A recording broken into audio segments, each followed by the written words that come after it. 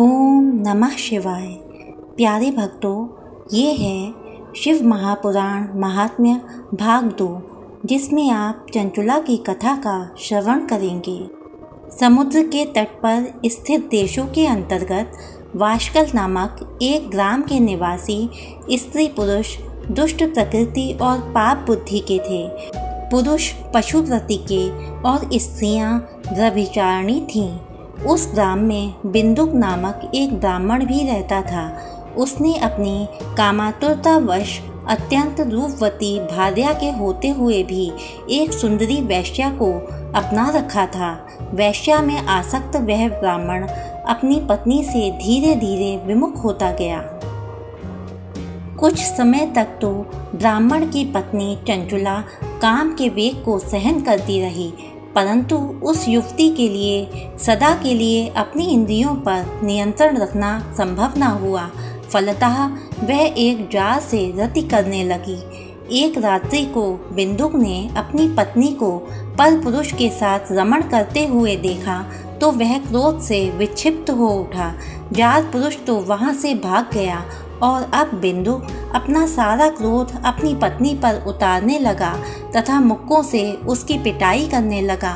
चंचुला ने अपने पति से विनयपूर्वक कहा कि जब आप मुझ जैसी पतिव्रता और रूपवती युवती को छोड़कर वैश्यागमन करते हो तो मैं कितनी दुखी होती हूँ। इसका आप अनुमान तो लगाइए कि भला मैं किस प्रकार सुदीर्घ काल के लिए काम पीड़ा को सहन कर सकती हूँ।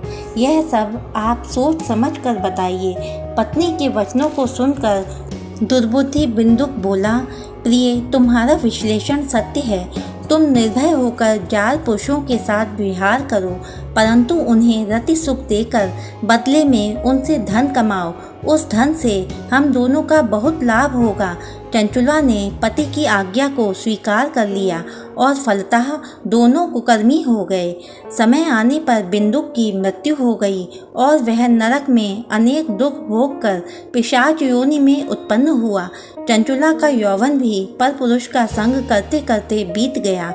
एक बार वह अचानक भ्रमण करती हुई गोकर्ण क्षेत्र में आई और वहां उसने मंदिर में एक पंडित जी को कथा बाँचते हुए देखा। वह वहां बैठकर दत्तचित्त होकर कथा सुनने लगी।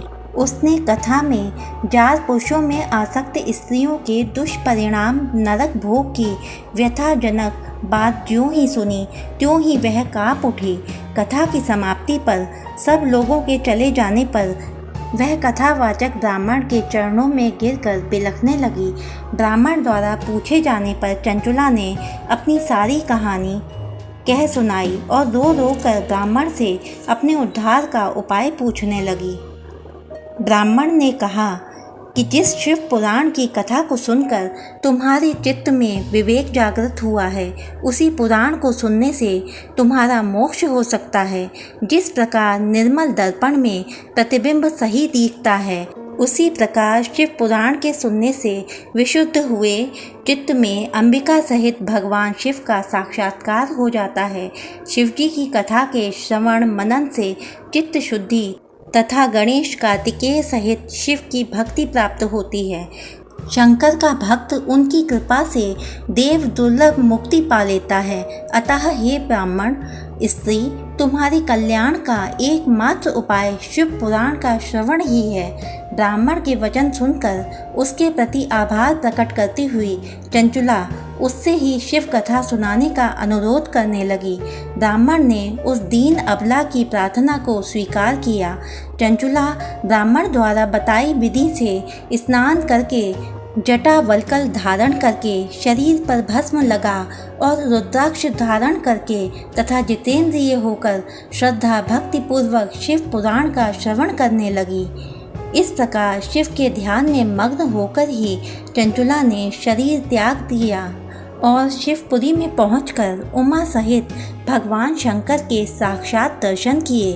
उसकी श्रद्धा भक्ति को देखते हुए पार्वती ने उसे नित्य के लिए अपना सामीप्य प्रदान किया।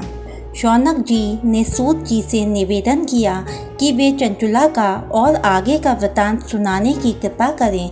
तब सूत जी ने कहा, हे मुनि प्रवर, चंचुला ने अपनी निश्चल भक्ति से भगवती पार्वती का सानिध्य प्राप्त कर लिया।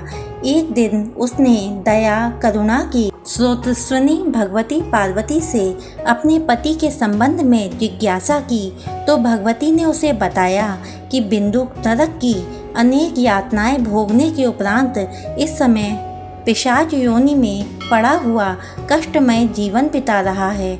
यह सुनकर चंचुला खिन्न और उद्विग्न हो उठी। वह भगवती की अनेक प्रकार से स्तुति वंदना करके उनसे अपने पति के उद्धार की याचना करने लगी। अपने भक्तों को कृतकृत्य करने वाली माता पार्वती ने तुम्बुरु गंधर्व को बुलाकर उसे विंध्याचल पर्वत पर जाकर वहां पिशाच योनि में पड़े हुए बिंदुक को शिव पुराण सुनाने और इससे उसका उद्धार करने का आदेश दिया। माता की आज्ञा को शिरोधार्य करते हुए तुम्बुरु विंध्याचल पहुंचा और वहां उस पिशाच को बलपूर्वक बिठाकर कथा सुनाने लगा। शिव कथा के आयोजन को सुनकर देवता लोग भी वहां पहुंच गए। इससे श्रोताओं का वहां एक सुंदर समाज जुट गया। तुम्बुरु से शिव कथा सुनकर जहां अन्य सभी उपस्थित सज्जन कृतकृत्य हो गए, वहां बिंदुक निष्पाप होकर पिशाच योनि से मुक्त हो गया। बिंदुक अब निरंतर शिव जी का गुणगान करने लगा। भगवान शंकर ने उसकी अचल प्रीति को देखकर उसे अपना गण बना दिया। सूत जी बोले, हे शौनक महाराज, इस प्रकार इस शिव पुराण की कथा बड़े से बड़े पापियों का उद्धार करके उन्हें सद्गति प्रदान करने वाली है। अब मैं आपको इस पुराण को सुनने की विधि बताता हूँ, क्योंकि विधि पूर्वक संपन्न कार्य अतुल सिद्धिदाता होता है। ओम नमः शिवाय। प्यारे भक्तों, कृपया वीडियो को लाइक और मेरे चैनल को सब्सक्राइब करें। धन्यवाद।